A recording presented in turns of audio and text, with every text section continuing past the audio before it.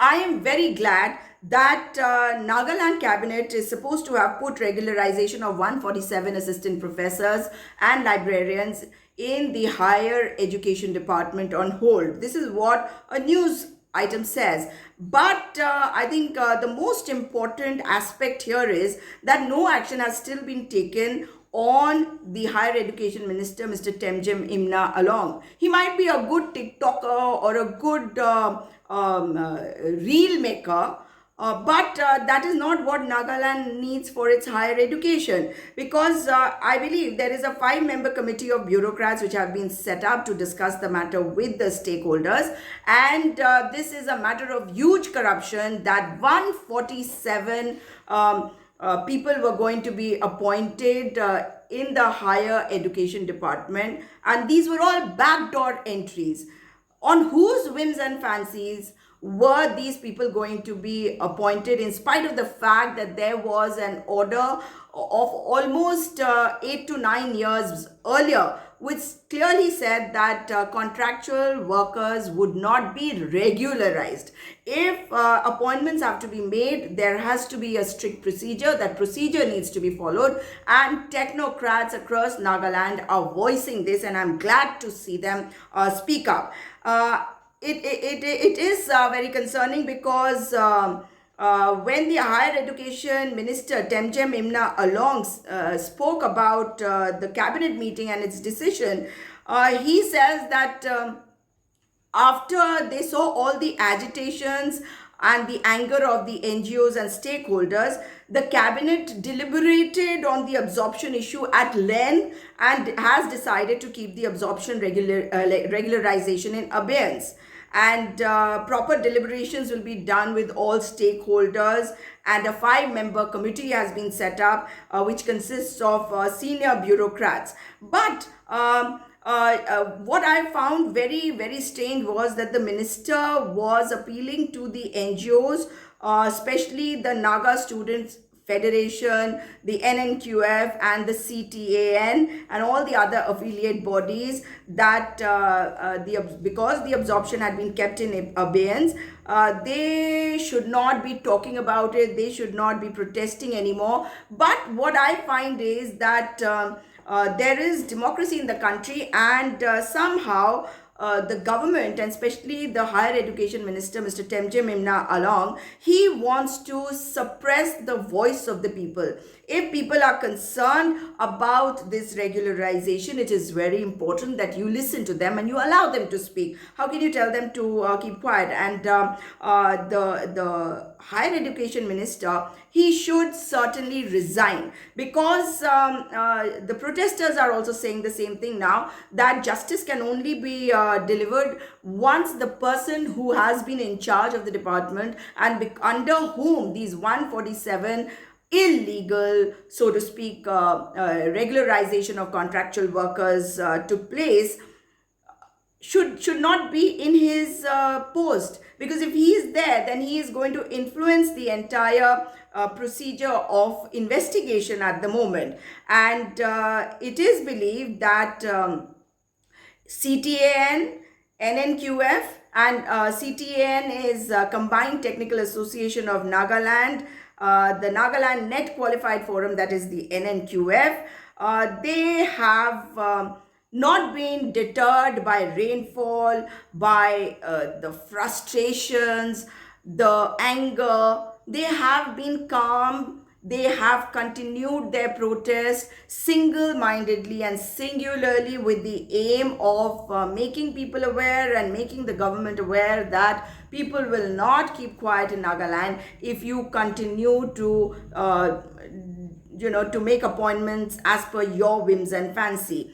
And though the 21st April protest was a very intensive one, and as a result, an emergency cabinet meeting was called for, and because the protesters have been demanding that the 17 December 2024 order be withdrawn. However, what is concerning is that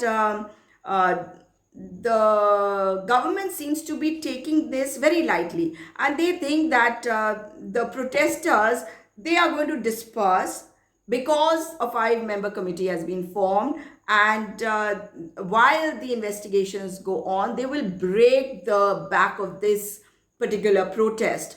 I don't think that will happen, knowing the CTAN and NNQF, of course, has been very vocal this time. The Naga Students Federation has also spoken up. I have a feeling that the CTAN and NNQF will continue in its endeavor to ensure that there is transparency in the system and this corruption is finished off right at this time, right at the beginning. And this is not just a beginning, it is a huge concern because appointments have already been made. And I totally sympathize with those who were given these appointments. But if something is wrong, you cannot do it. And why I want to say this to the people in Nagaland is because I come from Uttarakhand, and in Uttarakhand there were backdoor appointments to the secretariat of the legislative assembly, and once they were thrown out, they were on the streets. Those people, what was their fault? If they paid money, they got in there. Of course, it was their fault that they paid money and got in there. But you also know that if there is an opportunity to get jobs, especially at a time when there are no jobs in the state, then what is going to happen?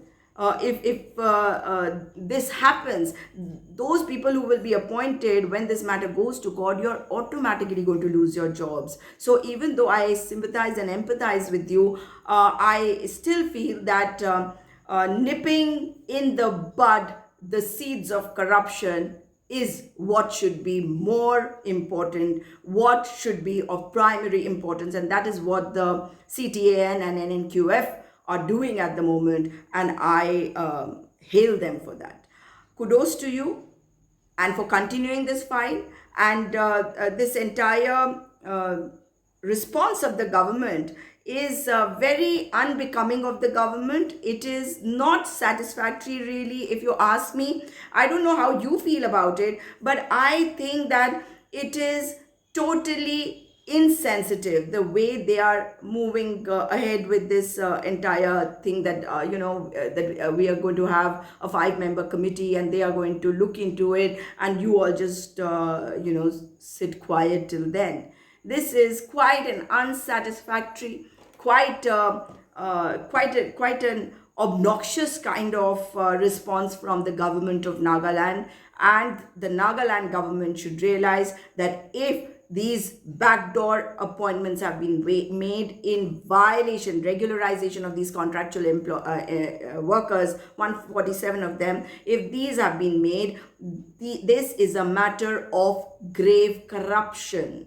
And the person responsible is the Higher Education Department Minister, Mr. Temgem Imna Along. He should be sacked now. What are you waiting for, Mr. Niforio? Of course, you see Nagaland, all the big leaders have these huge resorts, huge homes. It is the ordinary people who suffer. And for those who have been regularized also, it is important that their anxiety should also be considered. And this corruption, since it has come out in the open, it should be tackled with an iron hand. Who will do it? It is the government of Nagaland. But will Mr. Niforio do it? The committee might have been formed, but this is not enough. Mr. Temgem Imna should go. And any matter of corruption should not be tolerated by the people of Nagaland or even the government of Nagaland. I say a lot of things to you, Mr. Niforio, but today I appeal to you that you need to rise and make sure that you sack Mr. Temgem Imna Along and take a tough decision so that people do not lose faith in the system completely.